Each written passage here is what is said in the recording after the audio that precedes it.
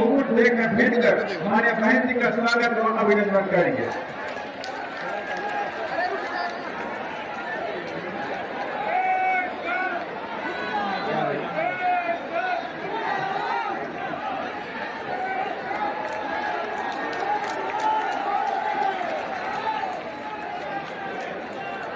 साथी अब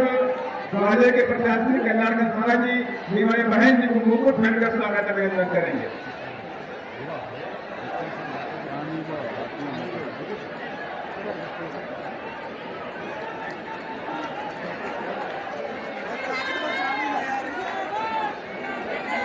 और मैं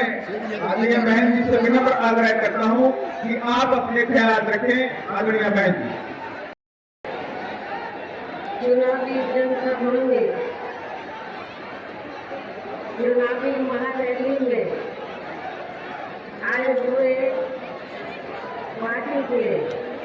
सभी छोटे बड़े पदाधिकारी एवं कार्यकर्ता आज आप लोग देश में जहाँ आपके मध्य प्रदेश स्टेट में भी लोकसभा के लिए हो रहे आम चुनाव में अपनी पार्टी के उम्मीदवारों के समर्थन में मुझे सुनने के लिए यहाँ इकट्ठा हुए हैं, तो उसके लिए मैं आप सभी लोगों का हार्दिक रूप से आभार प्रकट करती हूँ। जैसे आज आप लोगों को ये विदित है, मालूम है कि हमारी पार्टी कांग्रेस, बीजेपी व अन्य किसी भी विरोधी पार्टी के साथ मिलकर नहीं, बल्कि अकेले ही खासकर यहाँ अपने गरीबों, मजदूरों, दलितों, आदिवासियों, पिछड़े वर्गों, मुस्लिम व अन्य अक़लियतों के बलबूते पर ही ये चुनाव लड़ रही है। पूरी तैयारी व दमदारी के साथ ये चुनाव लड़ रही है। जो इनमें से पार्टी से जुड़े लोग, इन वर्गों में से पार्टी से जुड़े लोग अपनी पार्टी के उम्मीदवारों को जिताने में पूरे जी जान से लगे। हालांकि आज आपकी यहाँ इकट्ठा हुई अपार भीड़ व भीड़ के जबरदस्त लोगों को भी देखकर अब मुझे भी ये काफी हद तक भरोसा हो गया है कि इस बार आप लोग इस चुनाव में यहाँ अपने प्रदेश से भी अपनी पार्टी का बेहतर रिजल्ट जरूर लाएंगे। इसलिए अब मैं आप लोगों का ध्यान कुछ जरूरी बातों की तरफ दिलाना चाहती हूँ और इस संबंध में मैं विशेषकर कांग्रेस, बीजेपी व इनके अन्य सभी सहयोगी दलों के बारे में ये कहना चाहूँगी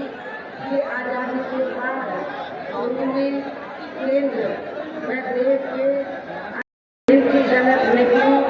व गलत कार्य प्रणाली आदि की वजह से ही इस पार्टी को यानी कि कांग्रेस पार्टी को केंद्र में काफी राज्यों की सत्ता से बाहर होना पड़ा तथा यही स्थिति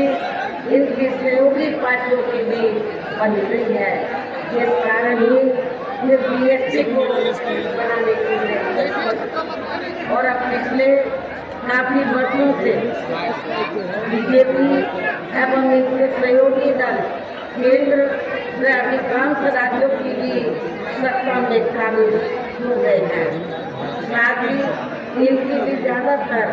जातिवादी, पूंजीवादी, संकीर्ण, सांप्रदायिक व द्वेषपूर्ण नीतियों एवं कार्य प्रणाली आदि से तथा इनकी कथनी व करनी में भी काफी अंतर होने की वजह से ऐसा लगता है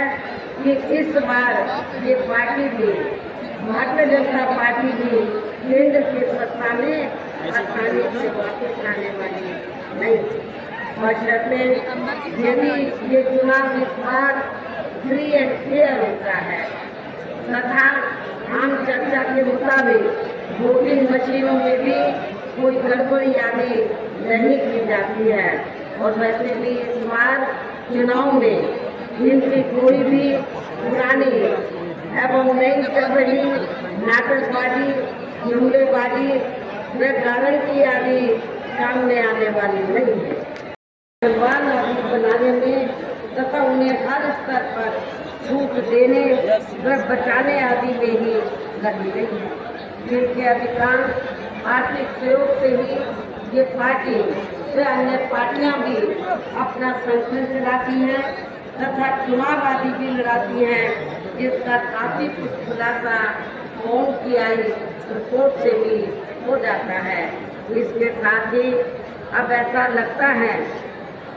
कि कांग्रेस पार्टी की तरह ही बीजेपी ने भी केंद्र की तमाम सरकारी जांच एजेंसियों का ज्यादातर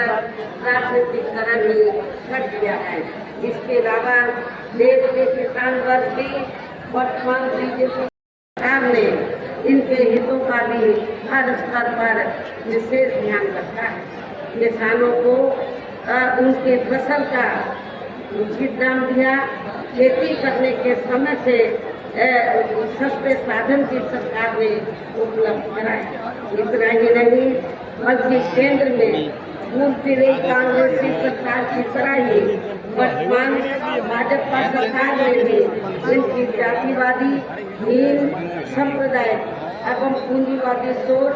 व नीतियों के चलते ही पूरे देश में सर्व समाज में से खासकर गरीबों, दलितों, आदिवासियों, पिछड़े वर्गों एवं अन्य धार्मिक अल्पसंख्यक समाज के लोगों का भी पूर्ण रूप से विकास व उत्थान आगे नहीं हो सका है। और इस संदर्भ में वैसे आप लोगों को ये मालूम है कि पूरे देश में यहाँ दलितों, आदिवासियों एवं अन्य पिछड़े वर्गों का सरकारी नौकरियों में वर्षों से अधूरा पड़ा आरक्षण का कोटा भी अभी तक पूरा नहीं भरा गया है। विशेषकर SC व ST वर्गों के सरकारी कर्मचारियों का पदोन्नति में आरक्षण को अब काफी हद तक प्रभावी बन गया है, बना दिया गया है। साथ ही केंद्र व राज्यों में भी विरोधी पार्टियों की रही सरकारों में इन सभी वर्गों को प्राइवेट सेक्टर में आरक्षण दिए जाने की व्यवस्था किए बिना ही इनकी सरकारों के ज्यादातर सरकारी कार्य अब प्राइवेट सेक्टर के जरिए ही इनके बड़े बड़े पूंजीपतियों व धनाधीशों वाली को ही दिए जाने के कारण अब इनको पूरे देश में इन वर्गों के लोगों को अब पूरे देश में आरक्षण का बहुत कम ही लाभ मिल पा रहा है। साथ ही अपने देश की सीमाएं अभी तक भी पूरे तौर से सुरक्षित नहीं है, ये भी बड़ी चिंता की बात है। ऐसे में अब आप लोगों को देश में हो रहे लोकसभा चुनाव में कांग्रेस, बीजेपी व इनकी सहयोगी पार्टियों को भी केंद्र की सत्ता में आने से जरूर रोकना है। जिनकी गलत नीतियों व गलत कार्य प्रणाली आदि को आप लोग काफी हद तक आजमा भी चुके हैं और अब ये विरोधी पार्टियां किस्म किस्म के साम, दाम, दंड में आदि अनेकों हथकंडे इस्तेमाल करके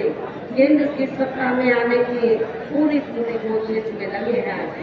जिनसे अपनी पार्टी के लोगों को हर स्तर पर काफी ज्यादा सावधान रहना है। और इस मामले में विरोधी पार्टियां अपने अपने पक्ष में हवा बनाने के लिए खासकर मीडिया, ओपिनियन पोल व सर्वे आदि का जो बड़े पैमाने पर इस्तेमाल कर रही हैं, तो उनसे अपने पार्टी के लोगों को बिल्कुल भी गुमराह नहीं होना है। इसके साथ ही विरोधी पार्टियों के विभिन्न रूपों में जारी किए गए इनके हवाई व प्रलोभन भरे चुनावी घोषणा पत्रों एवं वायदों आदि के बहकावे में भी पार्टी के लोगों को कतई नहीं आना है, जिन्हें ये पार्टियां चुनाव खत्म होने के बाद ज्यादातर अमल में नहीं लाती हैं। और अब इन पर से देश की जनता का अधिकांश विश्वास ही उठ गया है। ये खास वजह है कि हमारी पार्टी किसी भी चुनाव में अपनी पार्टी का कोई भी चुनावी घोषणा पत्र आदि जारी नहीं करती है। वैसे भी हमारी पार्टी किसी भी मामले में कहने में बहुत कम बल्कि कार्य करके दिखाने में ही ज्यादा विश्वास रखती है। और इस बात का सबसे बड़ा सबूत ये है कि उत्तर प्रदेश में 4 बार हमारी पार्टी के नेतृत्व में रही सरकार ने चुनाव में पार्टी के बिना जारी किए गए घोषणा पत्र के ही प्रदेश में आम जनहित में काफी कुछ ऐतिहासिक कार्य करके दिखाए हैं। अपनी पार्टी के सरकार वाले डीजे मिल जाएंगे पूरे देश में यहाँ अपनी पार्टी के अरे आदमी की लाइव की ढेस रहे हो तो नाम पे अलग हाथ कर रहे हो आधारित इसके साथ साथ केंद्र से जुड़ी आपके क्षेत्र की जो भी यहाँ स्थानीय समस्याएं होंगी तो उन्हें भी फिर दूर करने का असंभव पूरा प्रयास किया जाएगा। साथ ही यहाँ गरीबों, मजदूरों, बेरोजगारों, कर्मचारियों, किसानों, छोटे व्यापारियों एवं अन्य मेहनतकश लोगों के हितों का भी विशेष ध्यान रखा जाएगा। सर्व समाज में से खासकर दलितों, आदिवासियों, पिछड़े वर्गों, मुस्लिम व अन्य धार्मिक अल्पसंख्यक समाज के लोगों के विकास व उत्थान के साथ साथ हर स्तर पर इनकी सुरक्षा आदि के लिए भी प्रभावी कदम उठाए जाएंगे। और तभी फिर यहाँ वास्तव में अपने देश के महान संतों, गुरुओं व महापुरुषों में भी विशेषकर महात्मा ज्योतिबा फूले, श्री छत्रपति शाहू जी महाराज, श्री नारायण गुरु, बाबा साहब डॉक्टर भीमराव अम्बेडकर एवं मान्यवर श्री कांशीराम जी आदि का अधूरा रहा सपना जरूर साकार हो सकता है। जिनको यूपी में हमारी पार्टी की रही सरकार द्वारा हर स्तर पर पूरा आदर सम्मान दिया गया है। लेकिन क्या मैं आप लोगों को ये भी बताना चाहती हूँ कि जब से उत्तर प्रदेश में 4 बार बीएसपी के नेतृत्व में सरकार बनी है और 4थी बार अकेले अपने बलबूते पर बीएसपी की सरकार बनी है, तो तब से या कांग्रेस पार्टी हो या भारतीय जनता पार्टी या अन्य कोई भी जातिवादी पार्टी हो, तो सारी की सारी पार्टियां नामी थी। और तभी से इन सभी पार्टियों ने अंदर एक होकर बीएसपी को आगे बढ़ने से रोका, है और ये सोचकर कि कहीं बीएसपी केंद्र की सत्ता में आसीन हो गई तो पूरे देश के अंदर जो दबे कुचले लोग हैं तो उनकी स्थिति जो खराब स्थिति है उसमें काफी सुधार आ जाएगा। तो जिससे लेकिन कांग्रेस, बीजेपी, अन्य सभी विरोधी पार्टियां ये बिल्कुल नहीं चाहती हैं जो गरीब और दबे कुचले लोग हैं उनकी शैक्षणिक, सामाजिक व आर्थिक स्थिति में सुधार आए,